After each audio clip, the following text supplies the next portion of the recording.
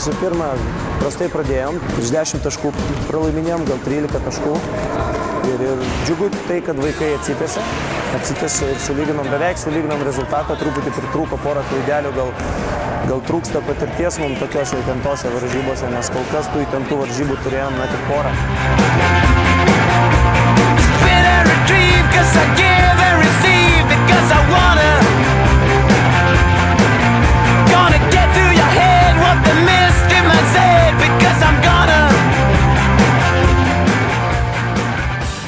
Iš tikrųjų, pralaimėjimo priežastis nepataikom į krepšį. Nepataikom baudų ir nepataikom iš po krepšio. Neatsikovojom kamuolio, galbūt likus 10 sekundžių. Tai va ir nulėmė, būtume atkovoję tą kamuolį, būtume turėję šansą išlyginti rezultatą.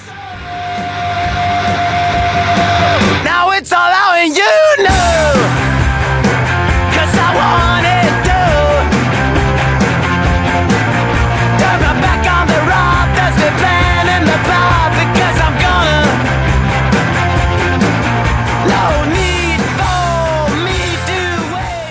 Vaikai tobulėja, bet tobulėja ir kiti vaikai.